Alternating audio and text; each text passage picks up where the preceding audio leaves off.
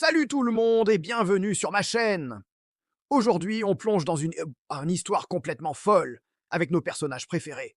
Gumball, Darwin, Mordecai et Rigby.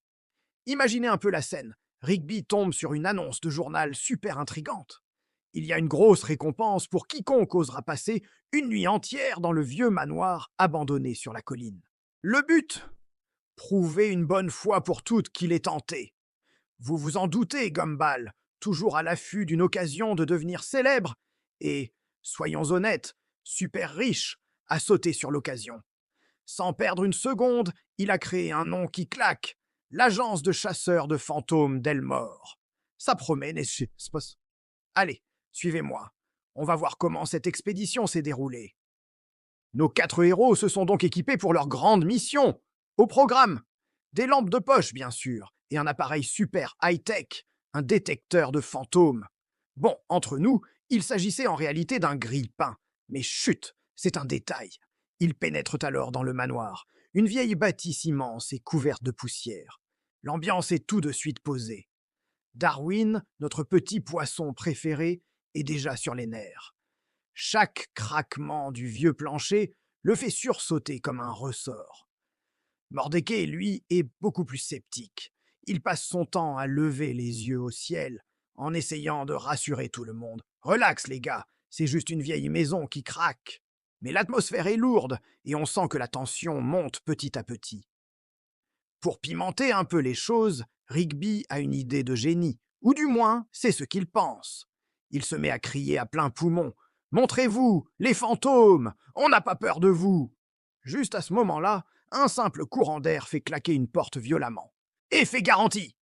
Gumball et Rigby, pris de panique, se jettent derrière un vieux canapé en hurlant comme des sirènes. C'était à la fois terrifiant et hilarant. Darwin, de son côté, est persuadé d'avoir vu un visage effrayant à travers une fenêtre. Son cœur bat la chamade, mais en y regardant de plus près, il réalise que ce n'était que le reflet de Mordecai, qui s'était discrètement isolé pour manger un sandwich. Typique de Mordecai. La tension est à son comble, mais les fantômes, les vrais, se font toujours désirer. Mais nos chasseurs de fantômes en herbe n'ont pas dit leur dernier mot. Pour le grand final, le clou du spectacle, Gumball et Rigby décident de passer à la vitesse supérieure. Ils élaborent un plan infaillible pour capturer un esprit. Ils installent un énorme filet suspendu juste au-dessus du grand escalier majestueux du manoir. L'idée est simple, attendre patiemment qu'un fantôme passe en dessous pour le piéger. Ils se cachent, retenant leur souffle, l'excitation à son maximum. Mais voilà, ce n'est pas un spectre qui se pointe, mais Mordecai, qui cherchait simplement les toilettes dans le noir. En passant, il déclenche le piège sans le vouloir et se retrouve emmêlé dans le filet. La situation dégénère rapidement.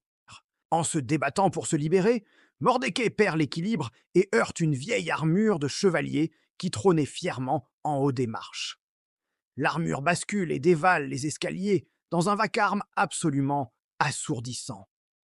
Le bruit du métal qui s'écrase sur le bois est si fort qu'il fait vibrer toute la maison. Des objets tombent des étagères, les fenêtres tremblent, les volets claquent dans tous les sens. C'est le chaos total. Le bruit est bien plus terrifiant que n'importe quel fantôme qu'ils auraient pu imaginer. Face à ce désordre qu'ils ont eux-mêmes provoqué, nos 4 amis sont complètement paniqués.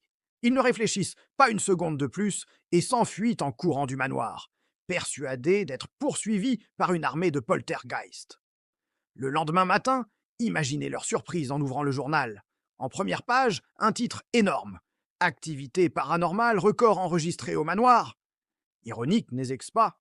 Évidemment, ils n'ont pas touché un centime de la récompense, puisque personne ne les a vus et qu'ils n'ont ramené aucune preuve à part leurs souvenirs terrifiants.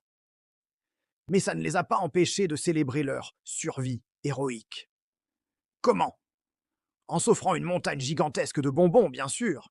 Ils sont restés convaincus jusqu'au bout d'avoir échappé à de véritables fantômes déchaînés sans jamais réaliser qu'ils étaient les seuls responsables de ce chaos nocturne. Une aventure mémorable pour l'agence de chasseurs de fantômes d'Elmore. Et voilà pour cette histoire hilarante. J'espère que ça vous a plu. Si c'est le cas, N'oubliez pas de laisser un pouce bleu, de vous abonner à la chaîne et d'activer la cloche pour ne manquer aucune de nos prochaines vidéos. Dites-moi en commentaire quel est votre personnage préféré dans cette bande de bras cassés. Merci d'avoir regardé et à très bientôt pour une nouvelle aventure. Ciao!